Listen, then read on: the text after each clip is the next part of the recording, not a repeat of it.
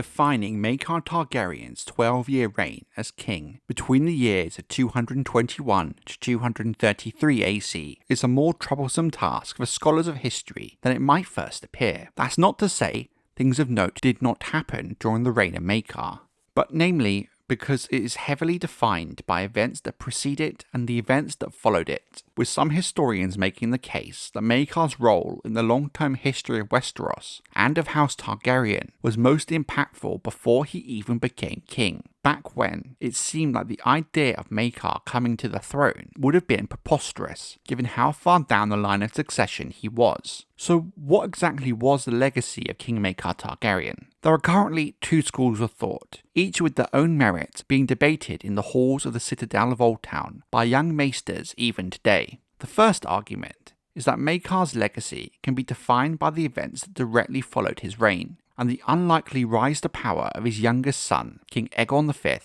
The good and the bad of King Aegon V's reign is a debate for another day, but what we can say is those who misliked King Aegon V and voted against him at the Great Council of 233 AC did so directly because of choices Maekar made in regards to how his son was raised. It is well documented that King Aegon V cared greatly for the small folk, attributed to his unconventional childhood as a squire for a lowly hedge knight. And of course, when Aegon became king, he did enact policies and laws that benefited the small folk, with some seeing it as a cost to the highborn, which won him few friends, and deepened the resentment of those who voted against him. This different view of the world would also impact how Aegon would raise his children, with some arguing that the events Aegon allowed to happen did contribute indirectly to the eventual downfall of House Targaryen a few generations later. Therefore, some suggest if that is Aegon's lasting legacy, Aegon is in turn his father's legacy, with many pointing to Maekar's choice to let him travel up and down Westeros with a hedge knight being such a defining part of who Aegon became.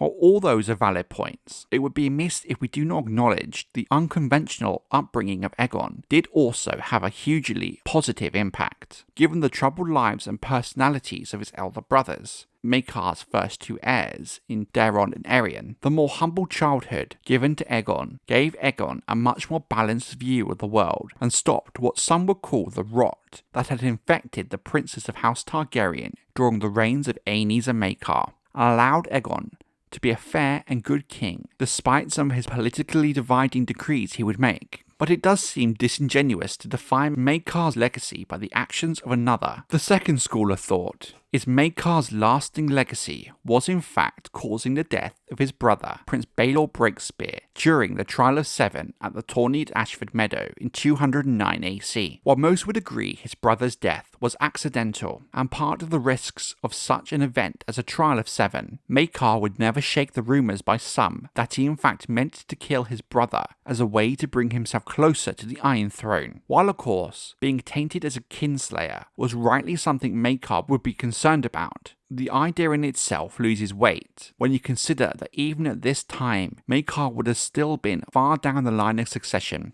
As proven by the actions of Aegon V at the wedding tourney at White Walls that turned into the Second Blackfire Rebellion, it is clear that even to Aegon, the idea of Maekar being possibly seen as a kinslayer was a sore point. But the reality of the situation is, from what little we know about Maekar as a person, he lamented his brother's death for the rest of his life, marking the anniversary of it each year, with it reported that it deeply troubled him further as he found himself becoming king, the very thing his brother was supposed to be. No matter if you believe Maekar meant to kill Baelor Breakspear at Ashford, or it was a terrible accident, so common in tourney combat, you cannot deny the impact Baelor's death had on the histories of Westeros and House Targaryen, with it sending us down a very different path than was expected, directly leading to two succession crises, and inadvertently setting the stage for the final era of Targaryen Westeros that led to the downfall of the house. But even if you choose to ignore this aspect of the tragic loss of Baelor, or even the small folk tend to point to,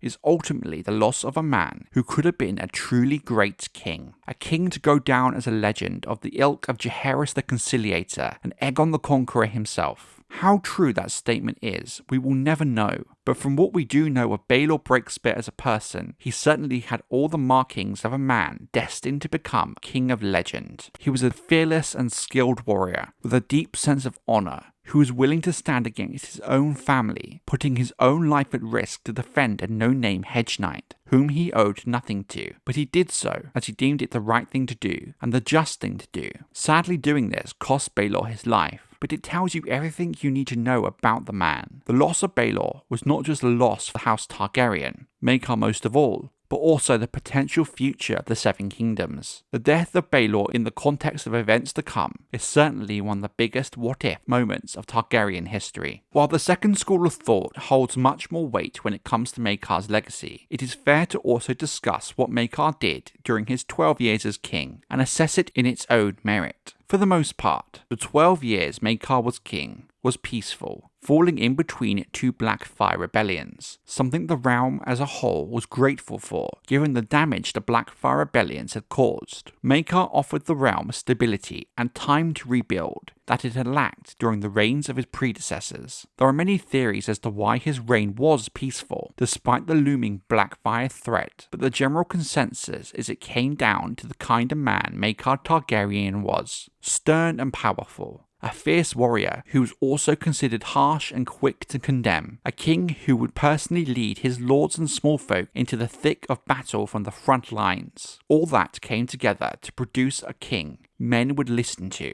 a king that commanded respect and loyalty, a king with a strong will that had perhaps been missing from his immediate predecessors. Thus, rebelling against such a king would not have been an easy task, and one perhaps Aegon Rivers, bitter still, and the surviving Blackfyres in hiding did not see a favourable outcome to. Many question why, at that very moment in the year 233 AC, House Peak attempted an uprising, with the aims and goals being very much lost to history, but it was a mistake they would come to regret, even if the siege of Starpike did cost Maekar his life and cut his reign short. Sadly, we will never know what kind of king in the long term Maekar could have become, and the direction he would have taken the realm, and kind of influence he could have had on Aegon V, given more time on the throne. What is the legacy of King Maekar Targaryen? His son, Aegon V, the death of his brother Baelor, the 12 years of peace and stability he brought to Westeros. Maybe all of them, perhaps none of them. But what we can say is this: Maekar Targaryen was not a bad king, but neither a good one. He was not a misruling tyrant, nor a king of legend. His account of good and bad is mixed, with the bad standing out more so because of the impact it would have in the long term. Perhaps we should look at the reign of Maekar Targaryen as a turning point in the history of Westeros, where we entered the final era of House Targaryen before the House of the Dragon finally fell.